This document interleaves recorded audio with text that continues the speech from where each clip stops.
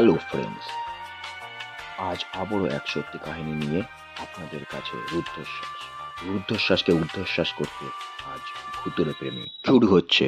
ভুতুড়ে প্রেমিক ঘটনা সূত্রে বলে রাখি, আমি আর আমার বোন, আমরা এক বাবা মার দুই ছেলে মেয়ে। তো বোন যথারীতি পড়াশোনায় ভালো, তো বোনকে ভালো পড়াশোনা করানোর জন্য আমরা দার্জিলিংয়ে নিয়ে যাই, দার্জিলিংয়ে ভর্তি করি। তো দার্জিলিংয়ে ওখানে ওকে হোস্টেলের কথা বলা হয় ফার্স্ট অফ অল। তো ও হোস্টেলে প্রেফারেন্স দিচ্ছিল না।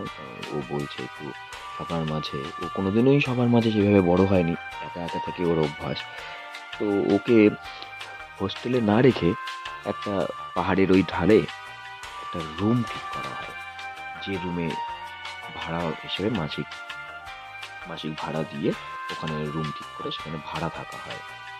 সেখানে একটু কাঠের রুম, ছোট্ট একটু ব্যালকনি থেকে কাঞ্চনজঙ্ঘার মাঝে মাঝে ভিউ ফুটে ওঠে।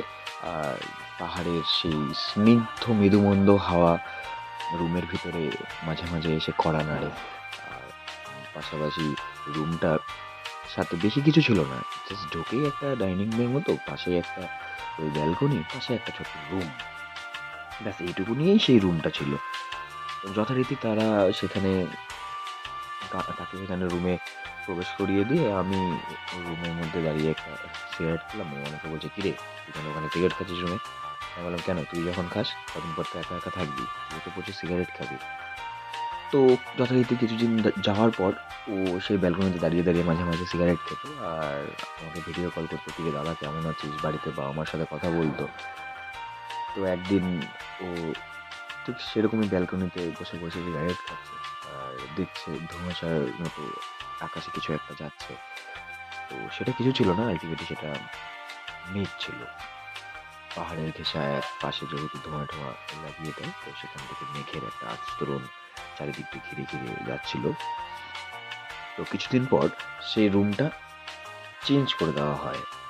রুমটা চেঞ্জ করে আরো একটা রুম নেওয়া হয়, যেখানে দুটো রুম, একটা ব্যালকনি, একটা ডাইনিং প্লেস। সেখানে তারা তারা মানে সে তার এক ফ্রেন্ডস, যথারীতি দুজন মিলে, দুজন বোনও আর কি, আমার সম্পর্কে হবে। তো তারা দুজন দু রুমে থাকতো। তো তার বান্ধবীর সাথে সে বেশ হাসি খুশি, খুব সুন্দর তাদের দিন কাটছিল, পড়াশোনাও করছিল। তো একদিন এই আমাবস্যার, সেদিনটা আমাবস্যা ছিল বুনু যতদূর আমাকে যা বললো। তো তারা দিনের বেলা চিকেন নিয়ে এসেছে, চিকেন রান্না করে, চিকেন খাওয়া দাওয়া করেছে করে। তো সেই দিনটা খাওয়া দাওয়া করে নিয়ে রাতের বেলার ডিনারে তারা দুজন খেতে বসেছে। খেতে বসে তখন ওর বান্ধবী তাকে বলছে, বান্ধবী জানিস, তো আমার বোন যথারীতি বললো, কি বল? তো ও তখন কিছুক্ষণের মধ্যে কথাটা ঘুরিয়ে দিয়ে বলছে, না কিছু না, থাক। তারা যথারীতি খাবার শেষ করে যে যার রুমে ফিরে গেল। ঠিক যখন রাত্রি 1:30 বাজে, তখন পাশের ঘর থেকে আমার বোনুর ফ্রেন্ডস উঠে এসে আমার বোনুকে বলে যে, আজ আমি তোর পাশেই শোবো, আমার একটু ভালো লাগছে না শরীরটা। ও বলল, ঠিক আছে তুই শুয়ে পড় আমার পাশে। সে রুমে বুনুর পাশে শুয়ে পড়েছে। জাস্ট তারা ঘুমানো 15টা মিনিট হয়েছে, অমনি তাদের দরজাতে টাক টাক টাক করে সাউন্ড করছে। সেই সাউন্ড শুনে আমার বুনুর ঘুম ভেঙে যায়। তো সে তখন ওর যথারীতি রুমের দরজাটা খুলতে যায়, খুলতে গিয়ে দেখে যে রুমে কেউ নেই। সে আবার তখন ঘুরে তার বিছানাতে চলে আসে, বিছানাতে এসে জাস্ট বসেছে, তখন শোনা যাচ্ছে বাইরে যেটা মেন গেট ওদের, সেখানে কেউ একজন দরজায় কড়া নাড়ছে। বুনু যথারীতি একটু সাহসী ছিল। তো সে আবারও রুমের দরজা খুলে ব্যালকনি, ডাইনিং প্লেস দিয়ে সে তার মেন গেটে যায়। মেন গেটে গিয়ে সেখানে তার রুমের দরজা খোলে, খুলে দেখে কেউ নেই। সাথে সাথে সেই দরজা খোলার সাথে সাথেই সেখান দিয়ে মানুষ পোড়ালে যেমন গন্ধটা বেরায় শ্মশানের চারিদিকে, ঠিক সেই রকম একটা গন্ধ ঘরের মধ্যে প্রবেশ করলো। সেই গন্ধে গোটা ঘর যখন ম ম করছে, সে যথারীতি তার বান্ধবীর পাশে এসে বসে গেছে। রুমে, তার বেডরুমে অব্দি সেই গন্ধ চারিদিকে, তাদের নাক জ্বলছে সেই গন্ধে। তখন দেখছে যে জানালার কাছে কেউ একজন আবছা ছায়াটে দাঁড়িয়ে আছে। তার কিছুক্ষণের মধ্যেই সেই ছায়াটি একটা ভয়ঙ্কর রূপ নিয়ে তাদের জানলাগুলোতে যেমন কড়া নাড়ছে, দুটো কাঁচ যেমন টং টং করে বাড়ি মারে, ঠিক সেরকমই শব্দ করছে। পাশাপাশি দেখা যাচ্ছে তাদের রুমের মধ্যে একটা নীল কালারের আভা লাইট চারিদিকে খালি তাদের খাটের চারিদিকে ঘুরছে। মনে হচ্ছে ক্ষিপ্ত এক যেন ষাঁড় তাদের চারিদিকে খালি ঘাবড়ে বেড়াচ্ছে। এই লাইট চারিদিকে ওদের যখন পায়চারি করছে, পাশাপাশি সেই জানালাগুলো যেন টং টং টং টং করে শব্দ করছে। আর মনে হচ্ছে দুটো ষাঁড়ে যেমন মারামারি করলে যা হয়, যে একটা ষাঁড় জানলা দিয়ে ভিতরের দিকে ঢুকে আসতে চাইছে আর ভিতর থেকে আরেকটা ষাঁড় তাকে বাধা দিচ্ছে। এরকম সিচুয়েশনে সে যখন ভয় পেয়ে গেছে তার বান্ধবীকে বলল, বান্ধবী আমার প্রচণ্ড ভয় লাগছে, চারিদিকে এরকম গন্ধ আর ঘরের মধ্যে কি একটা আলো ঘুরছে, বাইরে এরকম সাউন্ড হচ্ছে, ব্যাপারটা আমি ঠিক বুঝছি না। তখন সে তার বান্ধবী তাকে বলে উঠল, ভয় পাস না, আমি আছি। আমার বোনের সেই কথা শুনে সে লিটারালি বলল, কি ব্যাপার, কি হয়েছে, কি কারণ?